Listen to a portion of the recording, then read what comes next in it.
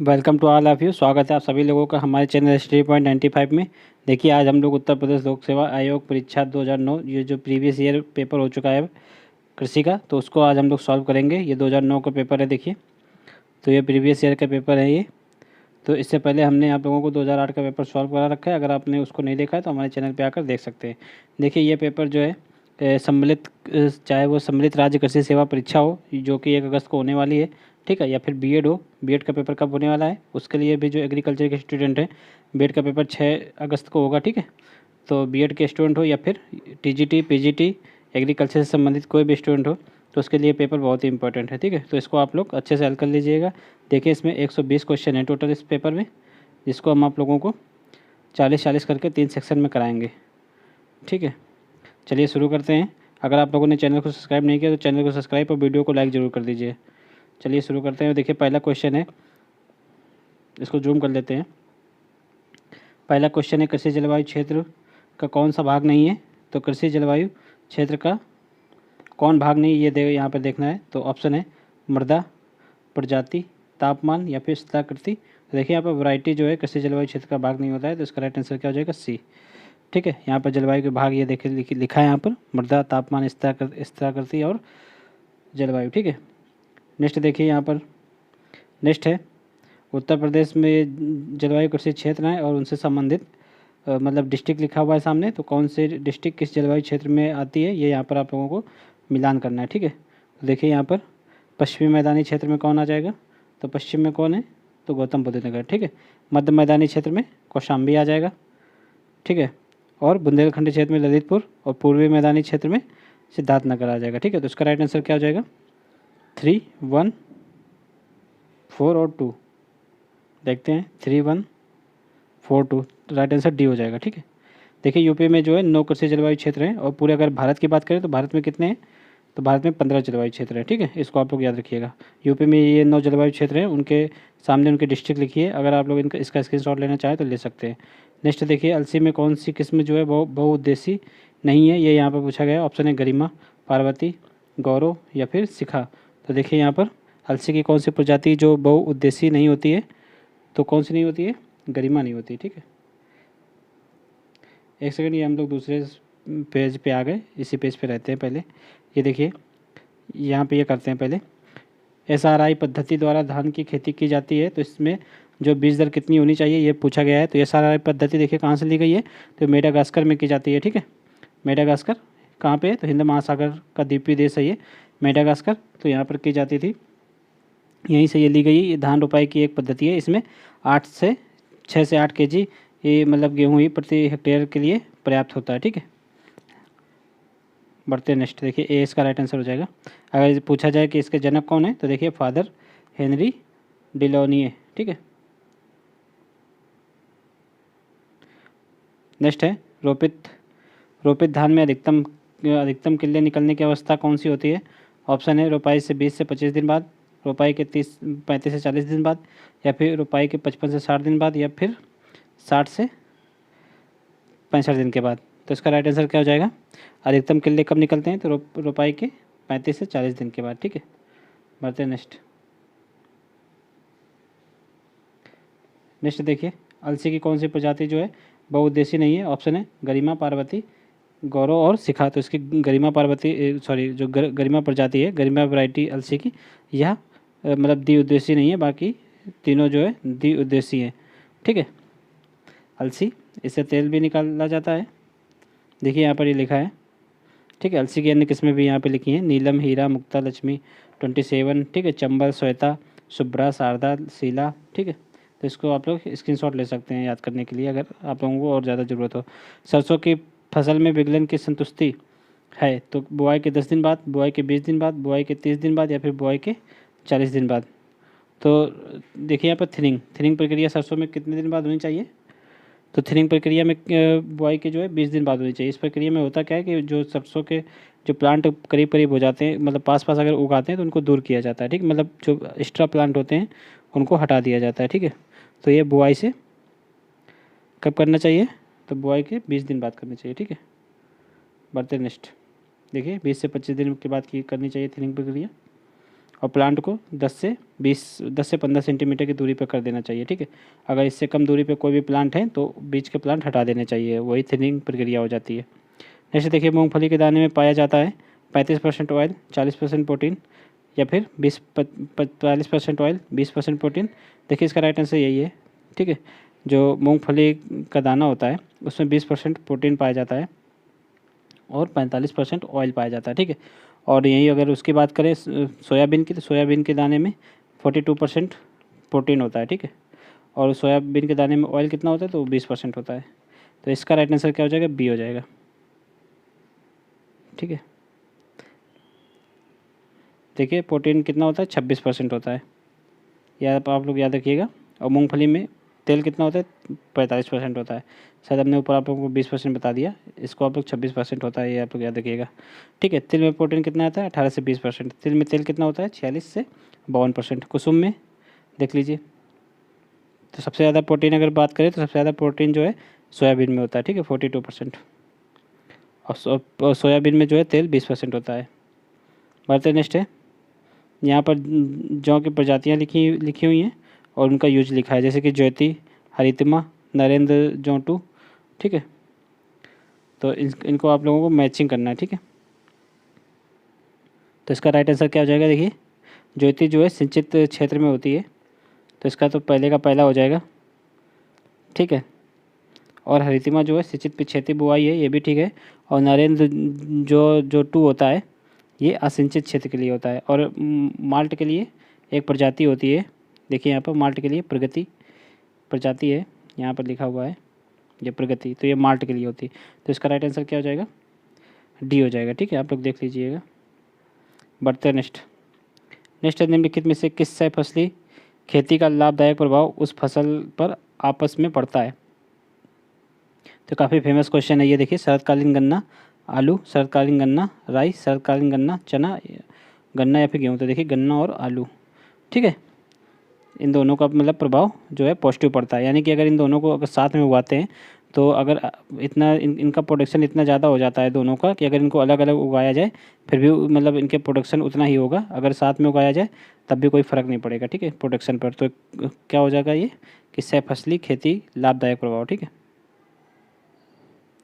बढ़ते next, synergetic cropping English में इसको बोलते हैं, यानी कि अगर इनको अलग अलग उगाया जाए तो उतना उत्पादन नहीं होगा जितना कि अगर दोनों को साथ में लगाने से होगा, ठीक है। बढ़ते नेक्स्ट है रेले क्रॉपिंग के संस्थापक कौन है। तो रेले क्रॉपिंग क्या होती है, देखिए ये रेले क्रॉपिंग का ग्राफ बनता है ऐसे, यानी कि अगर एक फसल कटने से पहले ही दूसरी फसल लगा दी जाती है, फिर दूसरी फसल कटने से पहले तीसरी फसल लगा दी जाती है, तीसरी फसल कटने से पहले चौथी फसल लगा दी जाती है। तो ये रैली का मतलब ये एग्जाम्पल किसका है, रैली क्रॉपिंग का। इसके संस्थापक कौन है, देखिए इसके संस्थापक जो है एस बेंस हैं, ठीक है। राइट आंसर इसका डी हो जाएगा, डॉक्टर एस बेंस, सॉरी सी इसका ऑप्शन हो जाएगा राइट। नेक्स्ट निम्नलिखित में से किस राज्य में गन्ने की उत्पादकता सबसे अधिक है। देखिए ऑप्शन है यहाँ पर तमिलनाडु, उत्तर प्रदेश, मध्य प्रदेश और बिहार। तो देखिए तमिलनाडु में उत्पादकता सबसे अधिक होती है गन्ने की, ठीक है। और गन्ने का बोया गया क्षेत्र पूछा जाए तो सबसे ज़्यादा क्षेत्र कहाँ है, यूपी में। और चीनी भी वर्तमान में जो है सबसे ज़्यादा उत्पादन कहाँ होती है, यूपी में। इससे पहले कहाँ चीनी उत्पादन होती थी, तो महाराष्ट्र में सबसे ज़्यादा होती थी, लेकिन अब यूपी का स्थान नंबर 1 पे आ गया है, इसको आप लोग याद रखिएगा, ठीक है। दलहन के मामले में मध्य प्रदेश आगे, और बिहार में सबसे ज़्यादा क्या होती है, लीची होती है।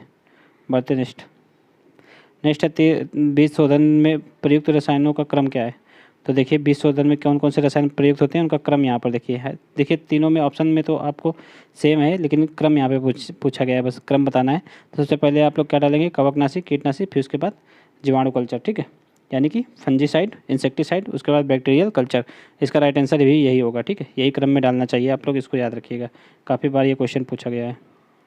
नेक्स्ट है राई के खेत में खरपतवार नियंत्रण किया जाता है, तो इसमें क्या डालना चाहिए, पेंडीमेथिलीन का छिड़काव 3.3 लीटर प्रति हेक्टेयर की दर से मतलब अंतिम जुलाई के समय किया जाना चाहिए, या फिर पेंडीमेथिलीन का छिड़काव 3.3 लीटर प्रति हेक्टेयर की दर से बुआई के 2 दिन बाद करना चाहिए। तो राई की खेत के बारे में बात हो रही है, तो इसका राइट आंसर बी ही होगा, ठीक है। तो पेंडीमेथिलीन के मतलब छिड़काव जो है 3.3 लीटर प्रति हेक्टेयर की दर से बुआई के 2 दिन बाद कर देना चाहिए, ठीक है। बढ़ते नेक्स्ट, हरित क्रांति के जनक यहाँ पे पूछा गया है। तो अगर देखिए यहाँ पर ऑप्शन देखिए, डॉक्टर एनी बोरलॉन्ग, M S Swaminathan, R S Paroda या फिर डॉक्टर मंगला राय। तो हरित क्रांति के जनक कौन है? तो हरित क्रांति के जनक डॉक्टर एनी बोरलॉन्ग है, ठीक है। तो इनको शांति का पुरस्कार भी मिला था, तो इसको आप लोग याद रखिएगा, नोबेल पुरस्कार मिला था शांति का। और अगर भारत में पूछा जाए कि भारत में हरित क्रांति के जनक कौन है, तो भारत में डॉक्टर एम एस स्वामीनाथन है, ठीक है। बढ़ते नेक्स्ट है ओंकोबंकी खरपतवार, ये क्या है? तो ऑप्शन है पूर्ण जड़ परजीवी, पूर्ण तना परजीवी, ठीक है, अर्ध जड़ और अर्ध तना परजीवी, या फिर इनमें से कोई नहीं। तो देखिए ये पूर्ण जड़ परजीवी है। ये कहाँ पाया जाता है? मतलब ये खरपतवार ये तंबाकू की जड़ों में पाया जाता है। इसको भी आप लोग याद रखिएगा, कभी कभी आ सकता है इसको भी। नेक्स्ट देखिए, सोयाबीन का उत्पत्ति केंद्र पूछा गया है। ऑप्शन है ब्राज़ील, भारत, चीन या फिर अमेरिका। तो देखिए पूर्वी एशिया इसको माना जाता है, पूर्वी एशिया और चाइना इसका उत्पत्ति केंद्र माना जाता है। तो इसका राइट आंसर क्या हो जाएगा? बी। देखिए यहाँ पर उत्पत्ति केंद्र और यहाँ पे फसल लिखी है, जिससे उड़द मूंग अपने भारत में, गंवार अपने भारत में, मूंगफली ब्राज़ील में, सूरजमुखी अमेरिका में, आलू तंबाकू दक्षिण अमेरिका में और सोयाबीन चाइना में, ठीक है। स्क्रीनशॉट ले लीजिए आप लोगों को अगर लेना है तो।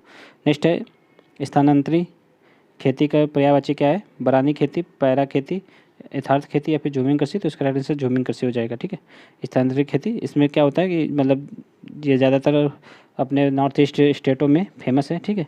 इसमें जंगल को काट करके नई लैंड में कृषि की जाती है, जब तक उसकी उपज समाप्त नहीं हो जाती है। जैसे ही मतलब उसकी उत्पादकता या फिर उर्वरा शक्ति समाप्त हो जाती है, तो वो भूमि छोड़कर पुनः दूसरी भूमि के स्थान के जंगल काट करके दूसरी भूमि को साफ करके, यानी कि वहाँ पर एग्रीकल्चर की खेती की जाती है, ठीक है।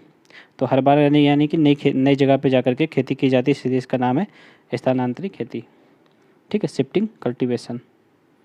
नेक्स्ट देखिए, नेक्स्ट किस फसल को धान्य फसलों की रानी कहा जाता है?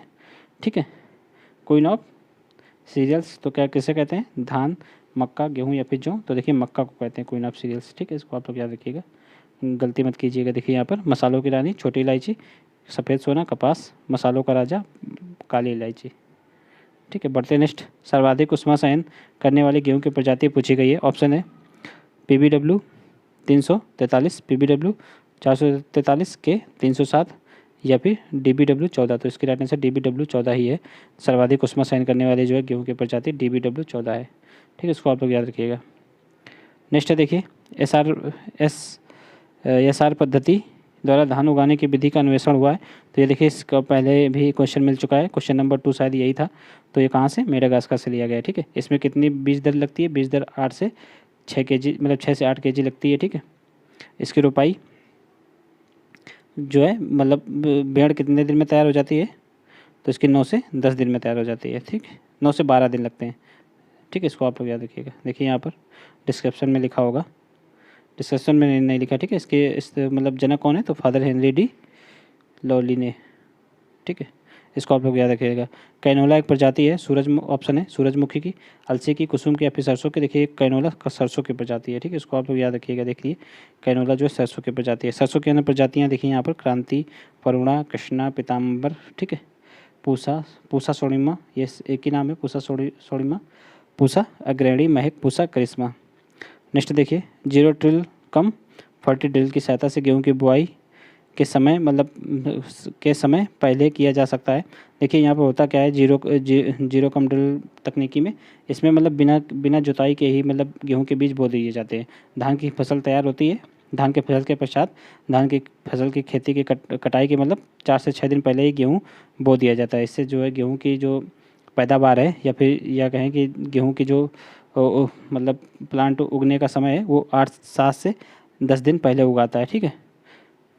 यानी कि अगर आप इससे बात करें इसको दूसरे भाषा में, कि अगर खेत को मतलब खेत से धान के फसल हटाएंगे, फिर उसको उसमें मतलब जुताई करेंगे, फिर मतलब खेत को तैयार करेंगे, तो 7 से 10 दिन तो लग ही जाता है तैयार करने में। सीधे बो देंगे बिना जुताई के, तो उसमें मतलब 7 से 10 दिन किसान जो है मतलब आगे हो जाता है, ठीक है, बुआई से। बढ़ते नेक्स्ट देखिए, नेक्स्ट है यहाँ पर कौन सा खरपतवार सुमेलित नहीं है? ये देखिए मक्का में ट्राइनथीमा मोनोगाइना, ठीक है। वीट मतलब गेहूं में इकाइनोक्लोआ क्लोना, धान में इकाइनोक्लोआ कुसगाली, आलू में साइप्रस रोटंडस, तो इसका देखिए गेहूँ का ये वाला सुमेलित नहीं है, ठीक है। इकाइनोक्लोना क्लोना किसकी है, तो ये जो है धान में होता है, ठीक है। रबी सॉरी खरीफ का जो खरपतवार है, ठीक है। और गेहूँ किसका है, तो ये रबी का है फसल, ठीक है। बढ़ते नेक्स्ट। रबी का मुख्य गेहूँ का मुख्य खरपतवार कौन है, तो उसको फैसलेस माइनर बोलते हैं, ठीक है। इसको हिंदी में जो है गेहूँसा भी बोलते हैं, गेहूँसा। इसके लिए सल्फोसल्फ्यूरान का यूज किया जाता है, इसको मतलब नष्ट करने के लिए, इसको भी आप लोग याद रखिएगा। बढ़ते नेक्स्ट है अरहर और गेहूँ के फसल चक्र के लिए अरहर के उपयुक्त प्रजाति कौन है, तो अगर अरहर और गेहूँ के लिए ऑप्शन है T7, T17 बहार और UPAS 120। तो देखिए UPAS 120 ये संकर प्रजाति है अरहर की, ये 120 दिन में तैयार हो जाती है, इसलिए इसका नाम भी है UPAS 120, ठीक है। तो इसके पश्चात अगर गेहूँ बोएंगे तो मतलब कि फसल चक्र अच्छा रहेगा, ठीक है। तो इसका राइट आंसर डी हो जाएगा। देखिए एक अरहर की प्रजाति आती है, उसको प्रभात बोलते हैं, या और भी जल्दी तैयार हो जाती है, यह जो है 110 से 120 दिन में ही तैयार हो जाती है, लेकिन ऑप्शन में प्रभात नहीं है, आप लोग इसके को लगाइएगा, ठीक है। देखिए यहाँ पर प्रभात और ये दोनों प्रजातियाँ लिखी हुई हैं, ठीक है। अर्ली मतलब जो अर्ली सोइंग प्रजाति। नेक्स्ट देखिए धान गन्ना पेड़ी गेहूँ फसल चक्र की गहनता यहाँ पर पूछी गई है। ऑप्शन है 133%। देखिए यहाँ पर कितनी फसलें, 4 फसलें। यहाँ पर गहनता कैसे निकालते हैं, जितनी फसलों की संख्या ऊपर और ये कितने वर्षों में हो रही हैं, 4 फसलें ये 3 वर्षों में हो जाती हैं, इंटू 100 से गुणा कर देंगे तो इसका राइट आंसर 133.33 आ जाएगा। राइट आंसर कितना हो जाएगा, ए, ठीक है। बढ़ते नेक्स्ट। देखिए नेक्स्ट है निम्नलिखित में से कौन सी सह फसली खेती चने में जो है उकठा बीमारी के प्रकोप को कम करती है। उकठा मीन्स विल्ट, इंग्लिश में विल्ट बोलते हैं। देखिए तो कौन सी, तो चना के साथ अलसी होना चाहिए, चना प्लस राई, चना प्लस गेहूँ, चना प्लस जौ, तो चना प्लस अलसी होगा, ठीक है। बढ़ते नेक्स्ट देखिए कौन सा जो है तड़नाशक कांस को समूल रूप से नियंत्रित करता है। ऑप्शन है 2,4D सीमाजिन, आइसोप्रोटोरान या फिर ग्लाइफोसेट। तो ग्लाइफोसेट इसका राइट आंसर हो जाएगा, ठीक है। आइसोप्रोटोरान किसके लिए डाला जाता है, तो फैसलेस माइनर जो गेहूँसा रोग होता है गेहूँ में, ठीक है, उसके कंट्रोल के लिए डाला जाता है, ठीक है। इसको आप लोग याद रखिएगा, ठीक है। सीमाजिन ये किस में पड़ता है, ये गन्ने में पड़ता है, गन्ने का खरपतवार नाशी है। बढ़ते नेक्स्ट है जो है अंतःफसली खेत लाभदायक होते हैं जब भूमि का मतलब तुलनांक अनुपात कितना होना चाहिए। देखिए लैंड इक्विवेलेंट रेशियो, तो कितना होना चाहिए, ऑप्शन है 0, 1 से कम, 1 या फिर 1 से अधिक, तो 1 से अधिक होना चाहिए, ठीक है। अगर आदर्श मतलब अगर जो स्टैंडर्ड लैंड इक्विवेलेंट रेशियो की बात करें तो 1.4 होना चाहिए, ठीक है। वैसे समानता 1 से तो अधिक होना ही चाहिए। देखिए यहाँ पे ये लिखा है LER का मान 1.4 होना चाहिए।